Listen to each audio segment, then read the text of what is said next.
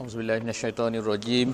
Bismillahirrahmanirrahim. Alhamdulillahirabbil alamin. Wassalatu wassalamu ala asyrafil anbiya'i wal mursalin wa ala alihi washabbihi ajma'in.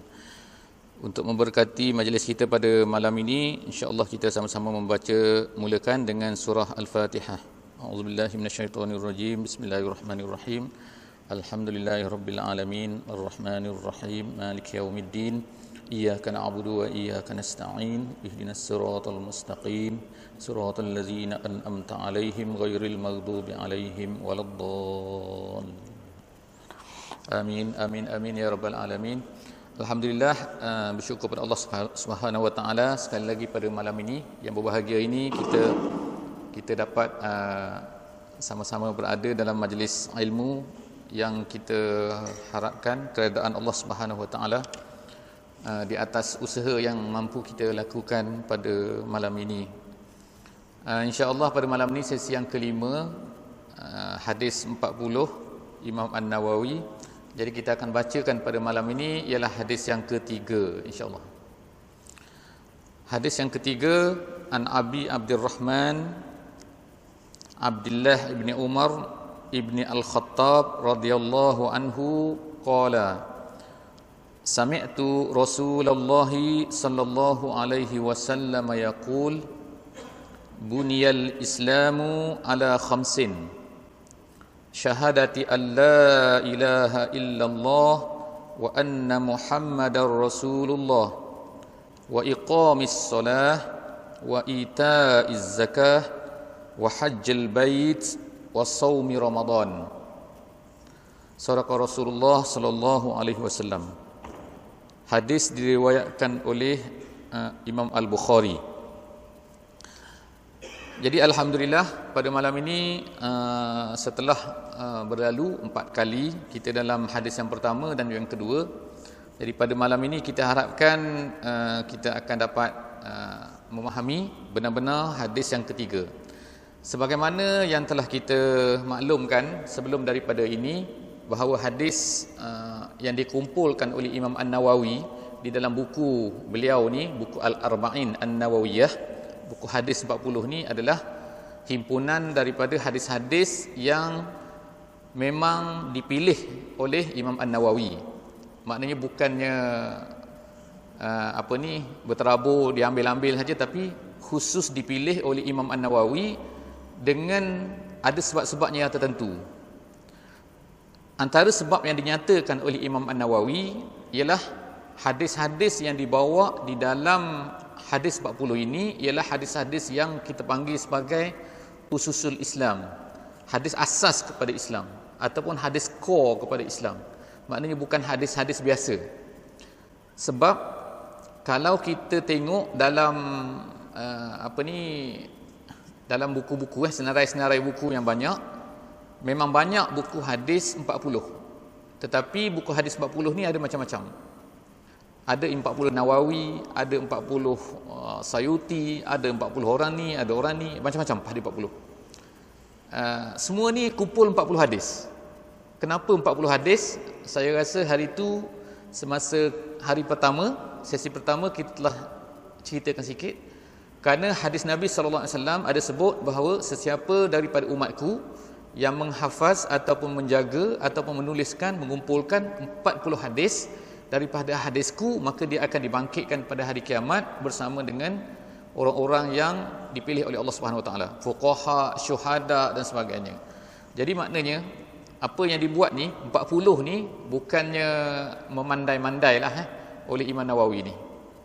Jadi oleh kerana untuk mematuhi hadis tu, untuk mencapai martabat yang disebutkan oleh hadis tu, iaitu 40 hadis. Jadi macam-macam ulama telah buat hadis ni, mengumpulkan hadis. Ada yang mengumpulkan hadis tentang jihad saja. Ada yang mengumpulkan hadis tentang zuhud. Ada yang mengumpulkan hadis tentang adab. Ada yang mengumpulkan jadi macam-macam.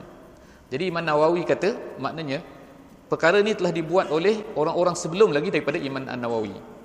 Bukan Imam Nawawi saja buat, tapi orang lain pun dah buat. Ulama-ulama sebelum daripada Imam Nawawi.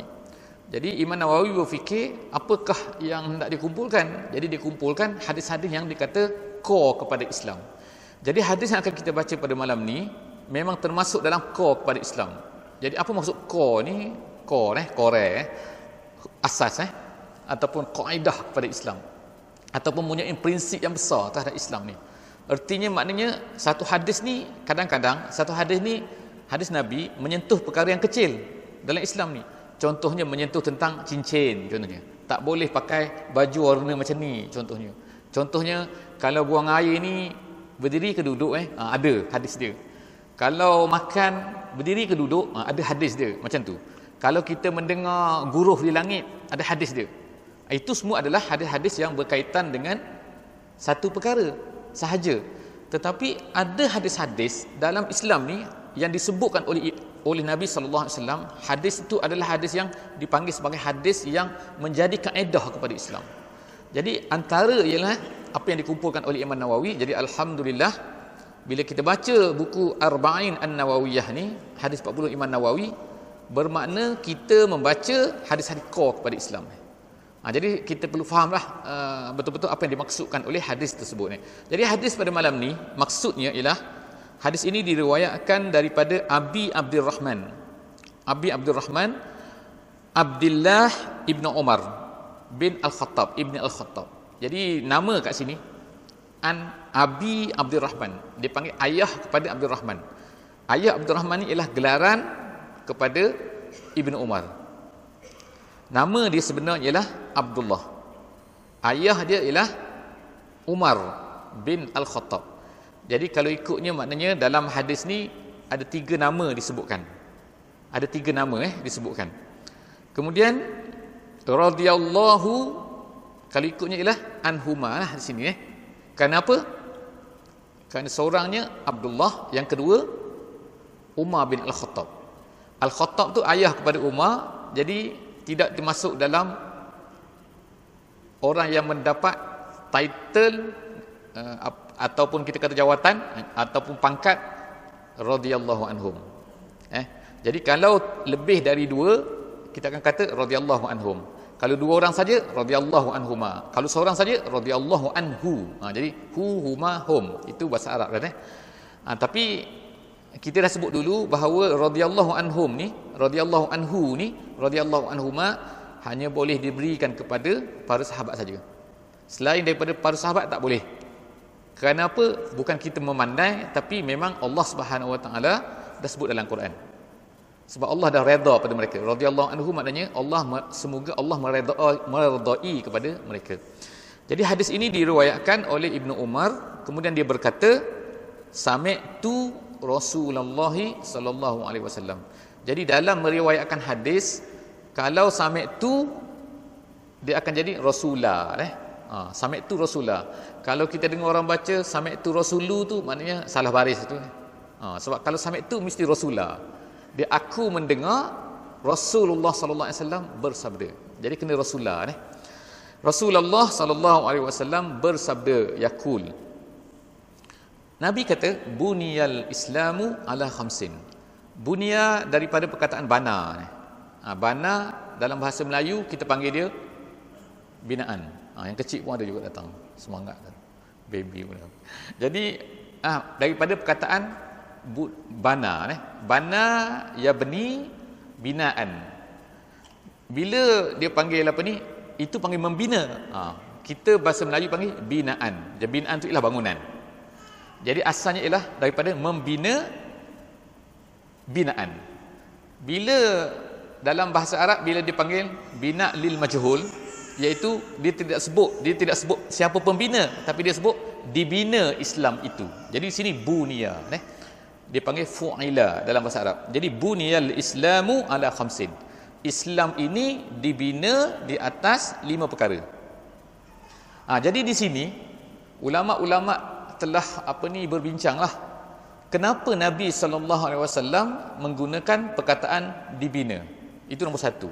Yang kedua, soalan nombor 2 ialah hadis ini, hadis nombor 3.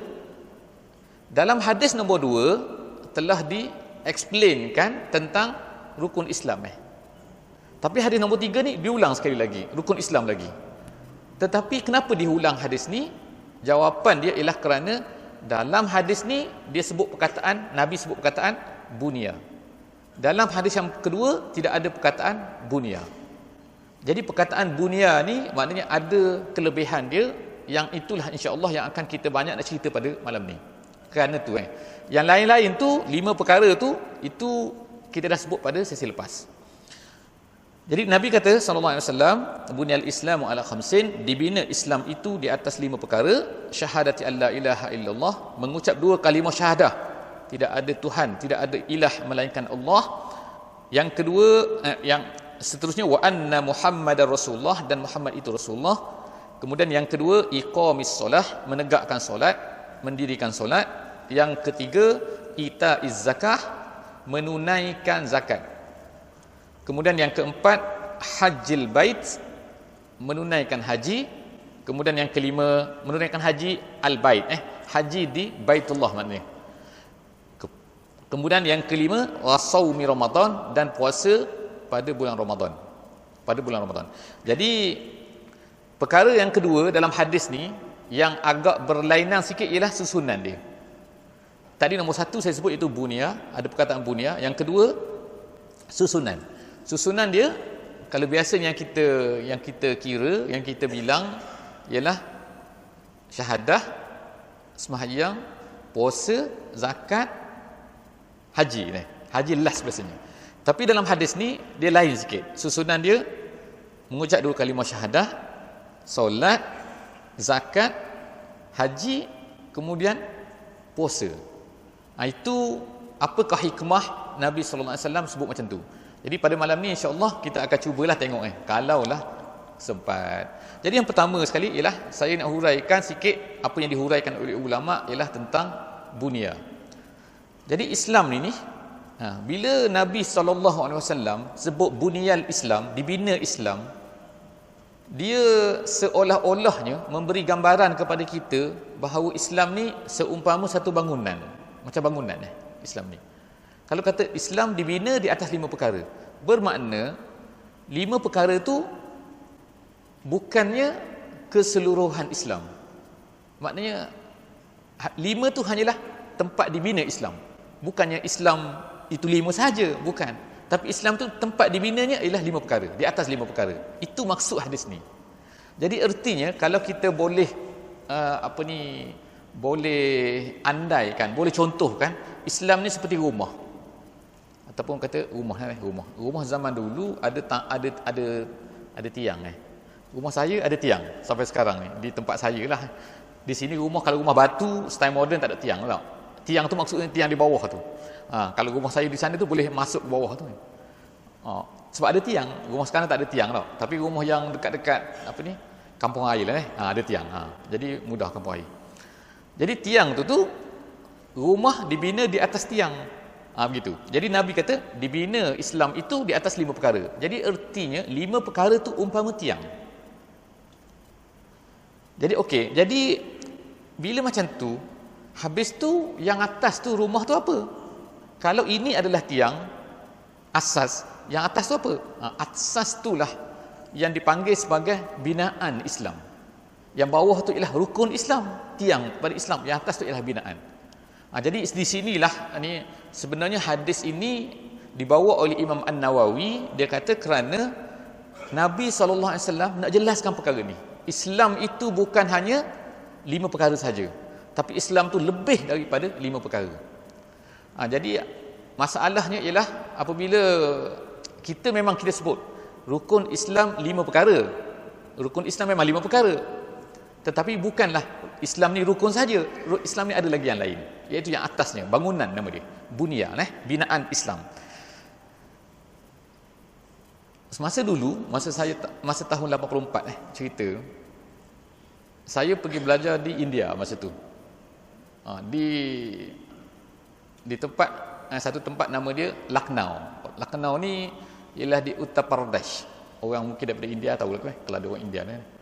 Jadi setengah tempat mengajar universiti saya tu ada orang daripada India rupanya. Ada seorang tu pensyarah undang-undang daripada Uttar Pradesh, dia kata. Jadi orang Uttar Pradesh ni orang Islam di India ni dia cakap Urdu. Jadi saya pun cakap Urdu lah dengan dia. Kata kya hal hai? Dia kata, Pandai awak cakap Urdu. Saya tak pandai sangat, lupa kan dulu, tahun 84. Jadi masa saya di sana dulu, saya pergi belajar di Lucknow tu, nama dia Nadwatul Ulama ada.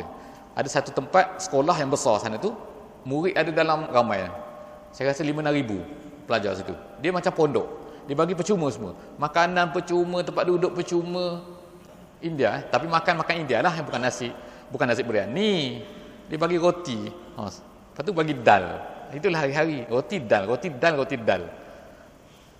Jadi guru yang besar di Nadwatul Ulama ni ialah nama dia Syekh Abul Hasan Ali An-Nadawi, nama dia. Abul Hasan Ali An-Nadawi. Seorang ulama yang masyhur, yang hebat dia ni tak suka bergambar. Orang nak ambil gambar dia memang marah. Jadi sampailah sekarang ni gambar dia tak ada. Kecuali ada orang curi-curi ambil gambar. Ada tengok kalau dalam internet, ada kita tengok Abul Hasan Ali An-Nadawi. Dia ni sangat terror, bahasa Inggeris boleh, bahasa Arab boleh, bahasa Urdu dia memang boleh lah, bahasa Parsi pun memang boleh lah, bahasa Tamil pun boleh, bahasa tak tahu, memang hebat dia ni. Abul Hasan Ali An-Nadawi. Dia banyak buku, dia sangat banyak. Dalam bahasa Inggeris ada, bahasa Arab ada. Dia tulis dalam bahasa Arab tu, kalau dia menulis dalam bahasa Arab, lebih hebat daripada orang Arab menulis. Hebatnya dia bahasa Arab tu. Jadi dia ni telah dilantik oleh bahagian bahasa Arab di Damsyik sebagai salah seorang daripada orang luar Arab yang memang bahasa Arab dia sangat hebat lah. Jadi saya dulu pergi kat situ, belajar kat situ, sekolah dia tu semua bahasa Arab. Tak boleh bahasa Urdu. Walaupun pergi beli kedai tu bahasa Urdu lah. Tapi bila di sekolah tu bahasa Arab. Jadi sempatlah belajar sikit dengan dia dulu. Dia ada tulis satu buku, ceritanya ialah dia ada tulis satu buku dalam bahasa Arab. Tajuk dia Al-Arkanul Arba'ah fil Islam, tajuk dia. Ataupun ada translate dia dalam bahasa Inggeris, tajuk dia ialah Four Pillars in Islam. 4 rukun dalam Islam. Dia sebutkan perkara ni, dia huraikan tentang hadis ni. Satu buku lebih kurang 200 muka surat cerita pasal hadis ni je. Jadi masa tu sempat saya baca. Jadi saya nak ceritalah konten dia buku ni sikit, jadi syarah daripada buku ni insya-Allah. Jadi buku ni dia kata buku ni sebut tentang hadis ni, Nabi kata bunia. Bila bunia ni bermakna Islam ni bukan hanya 5 perkara, tapi Islam ni lebih daripada tu lagi. Jadi apa Islam ni? Dia kata Islam ni dia duduk tergambar dalam, dia sebut 5, dalam Islam ni 5, tetapi sebenarnya 5 tu ialah mewakili kepada yang lain. Mewakili ni maksudnya, contoh dia kata yang pertama 2 kalimah syahadah. 2 kalimah syahadah ni apa? Dia adalah mewakili i'tiqad kita. Kita panggil dia syahadah, syahadah maknanya naik saksi. Maknanya kalau seorang tu sembahyang ke, puasa ke, zakat ke, haji, kalau rukun Islam yang pertama ni tidak beres, semua tak jadi, tak sah. Jadi sebab tu kita belajar dalam fiqh, kalau kata orang tu tidak Islam, tak sah sembahyang dia. Jadi kalau kita orang nak puasa, tak Islam, tak sah. Apa maksud Islam tu? Maknanya 2 kalimah syahadah dia tu settle. Jadi 2 kalimah syahadah ni lah yang kita kata nampak macam kecil sebenarnya, tapi sebenarnya besar. Di Mekah dulu zaman Nabi Muhammad sallallahu alaihi wasallam. Nabi Muhammad sallallahu alaihi wasallam duduk di Mekah ni selama 13 tahun. Kemudian di Madinahnya 10. 10. Masa apa yang kita pelajari dalam sirah Nabi sallallahu alaihi wasallam, masa tahun yang nombor 1 Nabi Muhammad dapat wahyu sampai ke tahun yang ke-10, tidak ada sembahyang 5 waktu, tak? Betul tak? Tidak ada sembahyang 5 waktu tak? Sebab sembahyang 5 waktu ni ialah Nabi sallallahu alaihi wasallam dapat semasa baginda sallallahu alaihi wasallam Isra dan Mi'raj. Ni bulan Isra ni tak? Kita tak? Insya-Allah. Bulan Isra ni. Jadi Nabi SAW dapat sembahyang 5 waktu tu. Yang cerita Nabi naik ke atas dapat 50. Lepas tu turun jumpa dengan Nabi Musa. Nabi Musa kata, kan? Dapat apa? Dapat ni arahan sembahyang 50. 50 dia kata, tak boleh. Umat kau memang tak boleh nak buat 50 ni, kan? Kemudian dia cadangkan pergi minta daripada Allah Subhanahu Wa Taala diskaun sikit ni, kurangkan sikit. Jadi Nabi tengok pada tu kepada Jibril. Jibril kata, betul. Macam itulah. Dia tak cerita, kalau dalam sirah tu dia kata Jibril mengiyakan apa yang dikatakan oleh Nabi Musa. Jadi Nabi pergi minta pun tinggal 5. Bila 5, Nabi SAW turun. Jadi sejak daripada Isra' dan Mi'raj itulah barulah sembahyang 5 waktu ni diwajibkan. Jadi maknanya kalau tengok dalam sirah Nabi, Khadijah tak pernah sembahyang 5 waktu dalam hidup dia. Bukan tak pernah sembahyang bukan tak pernah sembahyang. Jangan salah tu. Tak pernah sembahyang 5 waktu. Yang Zuhur, Asar, Maghrib tu tidak ada sehinggalah Isra' dan Mi'raj. Jadi artinya sebelum daripada itu, apakah yang Nabi Muhammad SAW tekankan masa di Mekah tu 10 tahun? Apa dia? 2 kalimah syahadah ni. Jadi artinya 2 kalimah syahadah ni memang susah nak masuk, nak faham, nak yakin, nak kemas, nak beriman betul-betul tu susah. Dan orang-orang kafir yang tak suka pada Nabi, yang benci pada Nabi, yang menyeksa Nabi tu, semua tu kerana Nabi ni membawa 2 kalimah syahadah ni. Jadi sebenarnya 2 kalimah syahadah ni adalah satu benda yang besar yang Abu Jahal tak suka, Abu Lahab tak suka, semua orang tak suka ni. Tapi kita alhamdulillah hari ni tak ada masalah tau. Imam Bilal boleh azan insya-Allah kan. Dengar semua tak ada orang. Ada orang marah tak ada orang marah tak. Zaman dulu tak boleh. Di Mekah di zaman Nabi dulu. Dengar je la ilaha illallah Muhammad. Ya Allah kau ni tak habis dengan la ilaha illallah kau ni. Macam itulah cerita dia. Jadi maknanya la ilaha illallah ni adalah satu benda yang besar dan saya haraplah insya-Allah kita kalau boleh kita belajar betul-betul la ilaha illallah ni kan. Kita rasa macam mudah dengan terjemahan dia, tidak ada Tuhan melainkan Allah. Tak, tapi makna dia tu besar. Dalam Quran dia ulang benda tu. Syahadah itu nombor satu. Itu kita panggil dia ialah dasar kepada Islam. Kalau kita buat rumah maknanya sebelum letak tiang tu ada apa kita panggil foundation tau. Foundation. Maknanya kalau nak buat rumah tinggi, foundation kena dalam. Kalau nak buat rumah rendah sikit, foundation sikit. Tapi foundation kena ada. Kalau tak ada foundation, tak boleh letak tiang tu. Jadi yang kedua, barulah diletakkan tiang. Jadi tiang ni ada 4. Sembahyang, puasa, zakat, haji. Dalam yang diterangkan oleh ulama-ulama kita, Ahli Sunnah wal Jamaah, jadi dia kata, setiap satu ni dia wakil kepada perkara lain sebenarnya. Iaitu, ambil nombor 1, iaitu iqamis solah. Nabi kata, rukun Islam yang kedua, tiangnya ialah mendirikan solat. Solat ni apa sebenarnya? Solat ni kita kata 5 kali satu hari, kita sembahyang. Tapi solat ni apa? Kenapa nombor 1 dipecah 5? Tak boleh ke kita buat 17 rakaat sekaligus?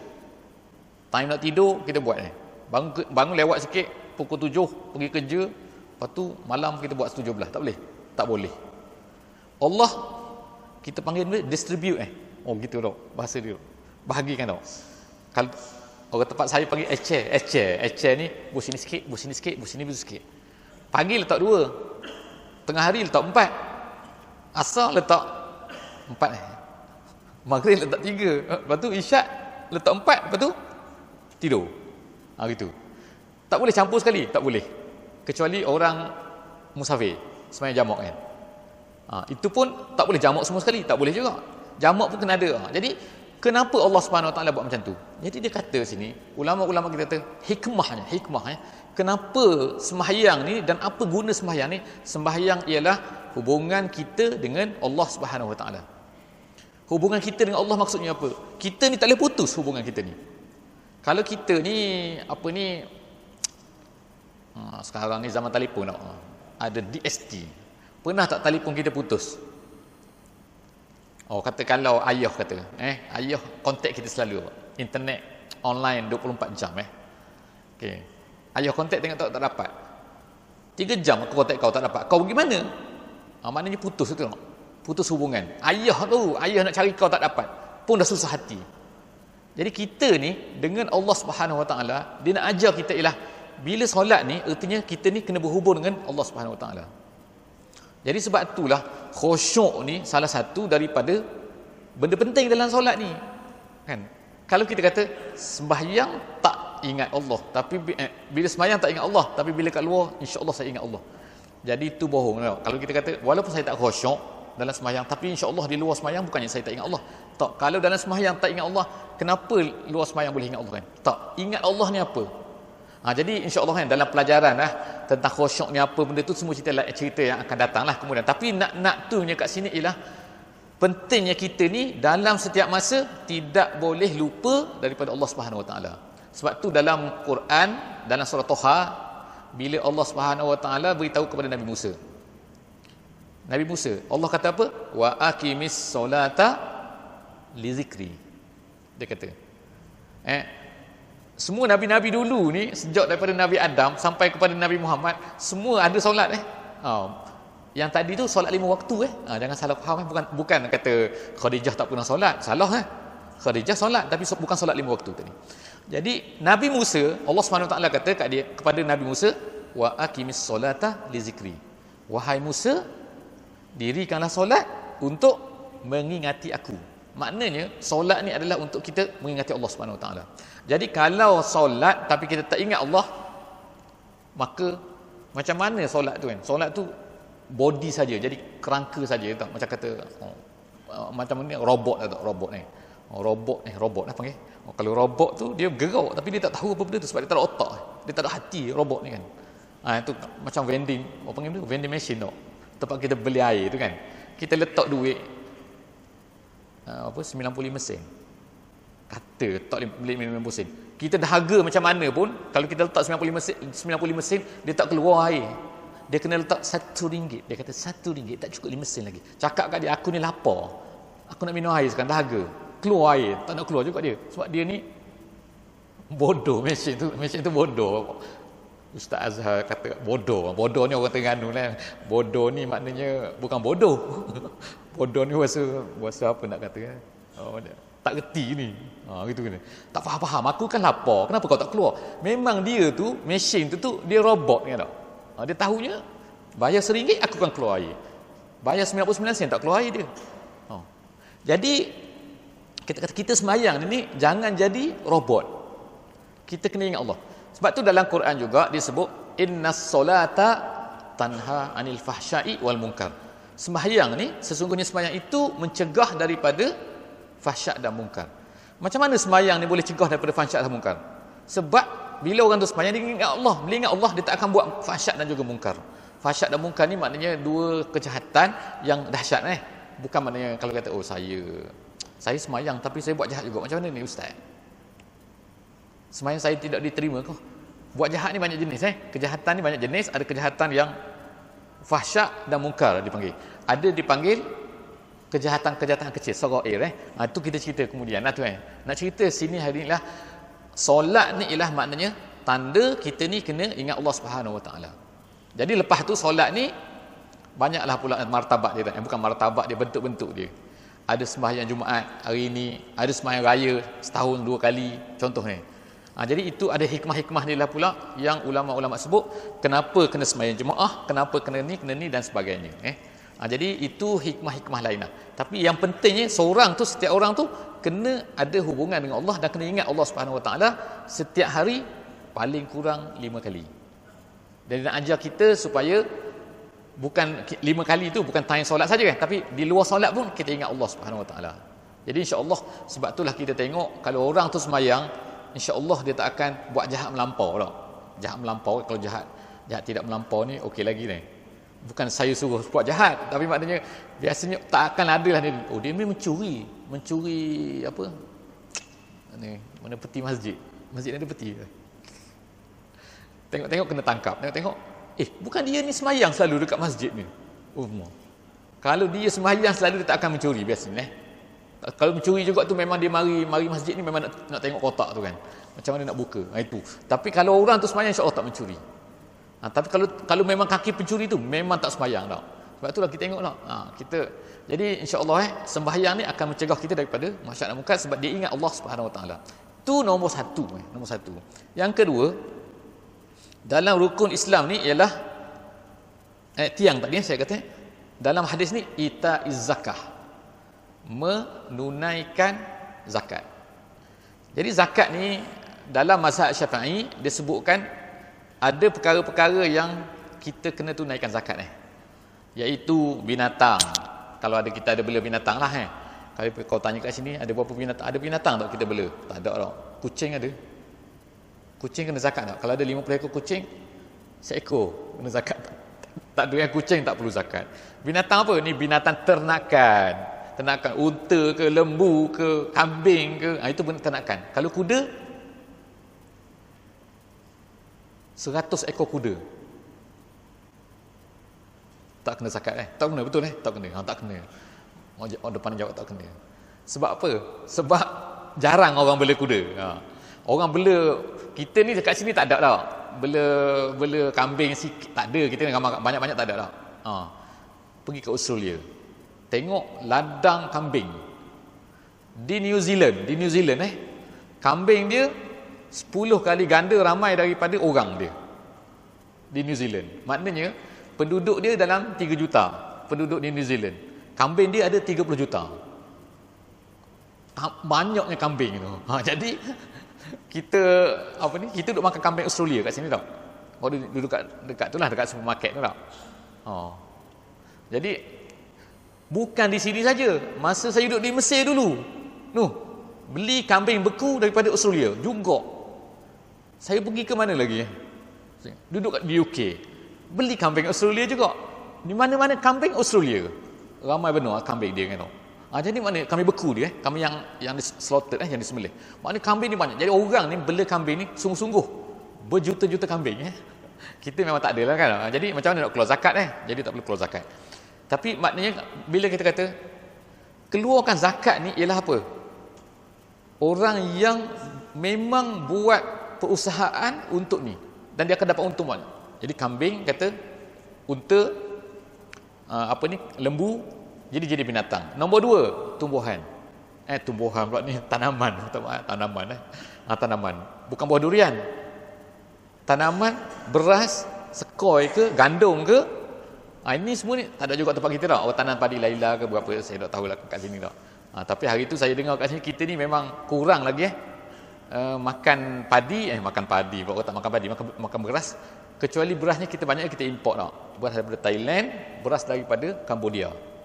Jadi bila pergi Cambodia, bila pergi ke Thailand, dia orang ni buat padi ni, tanam padi ni sungguh-sungguh sampai beratus-ratus hektar seorang. Buat dengan alat dan macam-macam lah. Jadi maknanya kat situ kena keluarkan zakat. Sebab dia ni hasil daripada usaha Mana dia berusaha mendapatkan hasil daripada situ. Kemudian lagi apa lagi? Emas dan perak Emas dan perak ni kalau sekarang ni ialah duit lah, termasuk duit tak kira duit apa-apa, dia buat bisnes banyak duit dan sebagainya.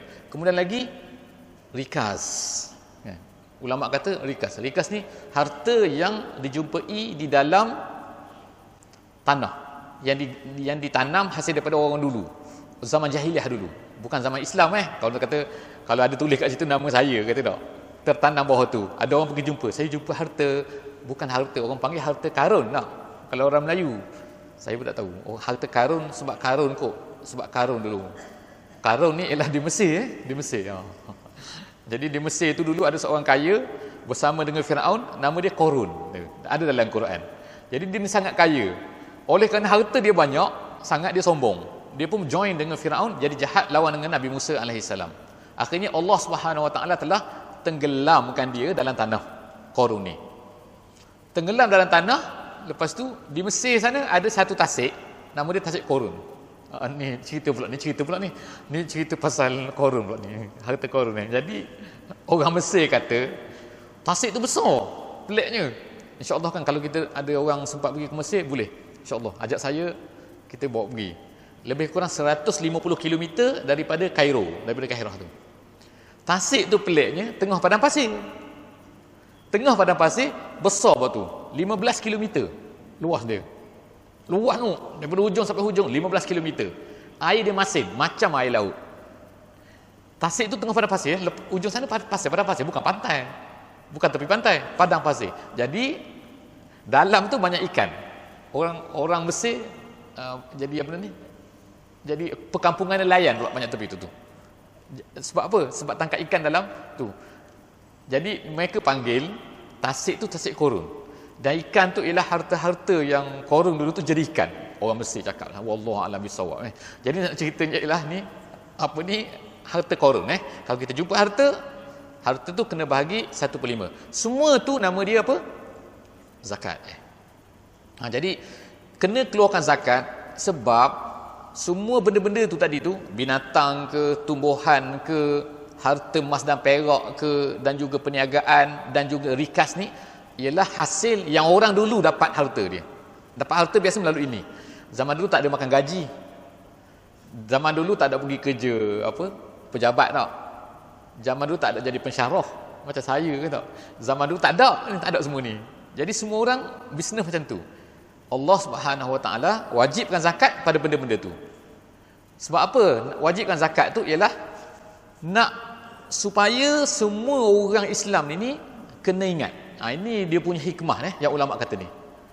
Iaitu nak mengajar orang Islam ni bahawa bila mereka ni dapat harta, kena ingat bahawa dalam harta yang kita dapat ada hak orang lain. Ada hak orang lain maknanya bukan yang kita semua. Jadi bila kita berniaga kata, dapat untung berapa? Tak kira lah, dapat untung kata 100,000. Kena ingat dalam 100,000 tu ada harta orang lain. Bukan. Jadi harta 100,000 tu dianggap kotor. Kotor kotor, mahir. Gitu. Maknanya macam seolah macam bercampur dengan najis seolahnya kan. Macam mana nak bersihkan harta tu? Iaitu dengan keluarkan zakat. Jadi bila keluarkan zakat, dia akan jadi suci. Itu maksud zakat. Jadi zakat ni nak ajar kita setiap ketika, setiap waktu, setiap masa dalam harta yang kita dapat, tak kira kita bisnes ke, tak kira kita apa-apa, ada hak orang lain. Hak orang lain tu ialah hak orang miskin. Jadi dia panggil hakun lisaili wal mahrum, dipanggil dalam Quran. Hak orang lain yang sama ada orang tu meminta ke, orang tu tak minta ke. Ada orang meminta, ada orang tak minta. Ada orang miskin dia minta, ada orang tak minta. Kadang-kadang jadi semua tu ialah orang yang berhak yang dapat harta. Sepatutnya kita kena fikir bahawa mereka ada hak untuk dapat harta tu. Jadi begitulah sebenarnya yang nak diajar oleh Islam. Jadi kalau kita ni dapat ada harta tapi tak keluarkan zakat, kita kena ingat bahawa harta kita itu adalah kotor. Bila kita makan benda yang kotor. Sebab dia bercampur. Sikit je 2.5%. 2.5% ni sikit je kalau kira. Tapi kalau 1 juta banyak juga tak? Kita banyak 1 juta. Yelah kita kira-kira. Tapi cuba tengok persen dia berapa? 2.5% saja. Sikit je. Tapi dia akan jadi kotor habis satu harta kita tu selagi mana kita tak keluarkan. Jadi kena ingat kena keluarkan. Jadi orang tanya macam mana kalau kita ni dulu tak keluarkan. Dulu saya berniaga tak pernah keluar zakat. Macam mana? Jadi insya-Allah istighfar pada Allah kalau macam tu kalau berlaku istighfar dan sekarang ni cuba keluarkan bayar apa ni kita panggil bayar hutang macam harta tu insya-Allah kan Allah akan ampunkan kita dan kemudian kita akan kena bayar sekadar yang kita mampulah. Itu zakat Jadi dalam Islam ni setiap masa, setiap ketika harta apa saja. Jadi orang tanyalah sekarang ni pula masalahnya ialah masalah kalau gaji ni kena zakat ke tak? Jadi saya pun tak nak jawab cuma saya nak bagi cadangan. Dia ada memang banyak pendapat. Ada orang kata kena, ada orang kata tak kena. Ulama-ulama lah kalau bincang panjang Bukan saya nak rekomen mana satu tapi maknanya kalau kita rasa nak sedap hati, nak bagi tenteram kan, nak tenteram hati, kalau kita rasa macam aku dapat zakat, dapat gaji banyak ni. Gaji banyak kalau gaji sikit tak payahlah. Gaji pun 300 nak keluar zakat pun. Tapi tak apa. Bukan keluar zakat pun tak apa, nak pergi sedekah tak apa. Kotak banyak tau. Kotak aja tau. Kotak masjid banyak tau. Kalau kata nak bagi tak apa kan. Tapi kalau dah kata, kalau kata kan, saya rasa saya nak bagilah. Gaji banyak kan. So bagi. Nak bagi pada siapa? Ada kotak sini, kotak zakat ada gitu tak? Ada kan? Ke tak ada? Kotak zakat bayar pada zakat. Contoh lagi kata, kita nak bayar zakat lebih. Ni kan, nanti bulan Ramadan contohnya, zakat fitrah. Berapa ringgit seorang? Katalah Allah, RM1.50 kata dia, RM1.50. Seorang RM1.50. Anak ada 10, anak mak ayah semua 10. Kata ni orang ramai. RM15. Saya rasa saya tak nak bayar RM15, saya nak bayar 30. Boleh tak? Boleh. Jadi ke Tok Imam tolak pula, tak nak awak 15, jangan bayar lebih-lebih. Nak bayar lebih, saya nak bayar lebih tau. Boleh? Nak bayar lebih zakat? InsyaAllah. Jadi, itu dah, tapi jangan kurang. Tak boleh.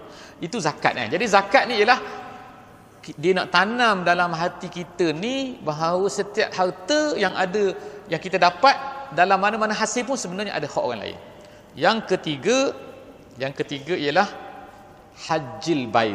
Kat sini saya ikut turutan dalam buku ni. Dalam hadis yang ketiga ni.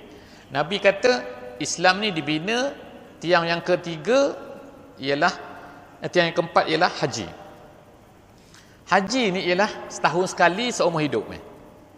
Ada ulama kata wajib segera. Tiga mazhab Islam kata wajib segera. Wajib segera ni maksudnya bila mampu je kena pergi. Muda, tua. Tapi dalam mazhab Syafi'i alhamdulillah ringan sikit. Iaitu apa? Wajib tapi tidak segera. Wajib tetapi tidak perlu segera. Maknanya kalau kita ada duit sekarang ni tak nak pergi lagi, tak apa dalam mazhab Syafi'i. Tapi sunat segera. Dan eloknya memang kena segera lah, supaya apa, nanti kan apa ni dah kata tua, takut kadang-kadang dah pergi haji dah. Haji. Mudanya awak pergi haji. Jadi takut pula, susah orang panggil haji kan tak. Biar pergi haji muda-muda tak. Saya dulu pergi haji, pergi haji ikut saya dulu kan. Masa umur saya 20. Saya rasa 21, 22 macam tu. Haji. Alhamdulillah. Tak puas hati nak pergi lagi. Tapi kesimpulan dia kat sini, haji ni ialah Allah SWT menyuruh kita supaya kita pergi buat paling kurang sekali seumur hidup. Kenapa haji ni nombor satunya kena pergi di Mekah? Tak boleh buat Kaabah depan tu. Kita duduk kat situ, berkumpul kat situ selama 3 hari tau. Kita buat benda Kaabah kecil situ, kemudian kita buatlah tempat melontar tau. Lepas tu kita tidur itu dalam khemah. Tak boleh. Tak boleh.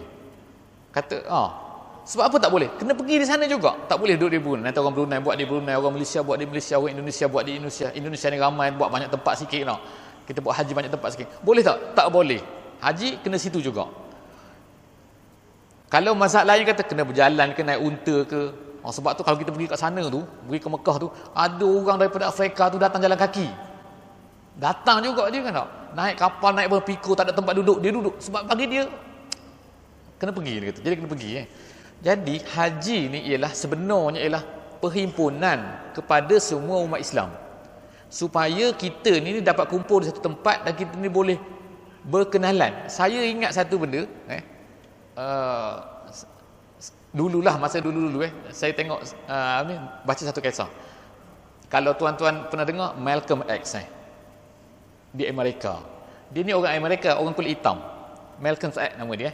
Dia dah mati kena tembak. Tahun 60-an saya rasa mati dia. Dia dulu masuk Islam masa dalam penjara. Cerita dia. Tapi Islam dia tu Islam tak betul. Islam juga Islam tak betul. Sekali tu dia ni pergi ke Mekah. Bila pergi ke Mekah, dia tengok Allah, dia kata di Mekah ni ada orang hitam macam dia. Dia orang black American.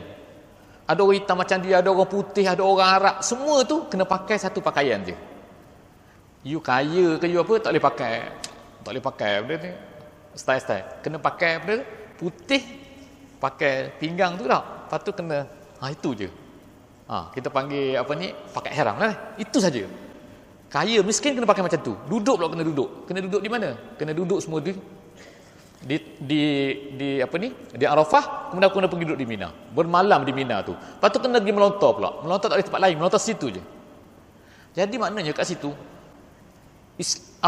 dalam haji ni sebenarnya Allah Subhanahu Wa Taala nak kumpulkan semua orang Islam ni di satu tempat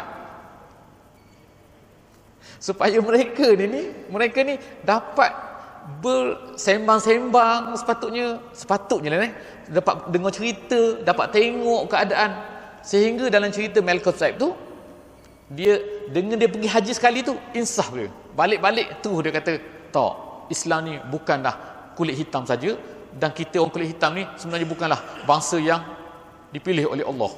Gitu pula dia balik. Jadi dia lawan pula tok guru dia yang sesat tu di Amerika tu. Dia balik, sekarang aku dah bertaubat, dia kata. Apa yang kita faham tu tak betul. Dengan haji boleh ubah dia.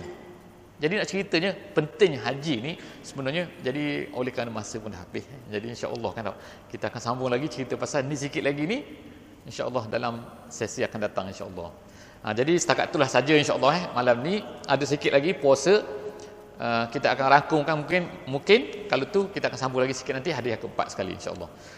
Setakat sahaja aku qouli hadza wa astaghfirullahal azim li wa lakum. Jadi kita berdoa kepada Allah Subhanahu wa taala, moga Allah Subhanahu wa taala akan menjadikan kita ni ikhlas kerana Allah Subhanahu wa taala menjadikan kita ni orang-orang yang termasuk dalam orang-orang yang ikhlas dan orang-orang yang mendapat hidayah daripada Allah Subhanahu wa taala. Aku qouli hadza wa astaghfirullahal azim li wa lakum wa lisairil muslimina wal muslimat wal mu'minina wal mu'minat al ahya' minhum wal amwat innaka sami'un mujibud da'wat ya rabbal alamin. Rabbana atina fid dunya hasanah wa fil akhirati hasanah wa qina azaban nar. Wa sallallahu ala sayyidina Muhammadin wa ala alihi wa sahbihi ajma'in walhamdulillahi rabbil alamin.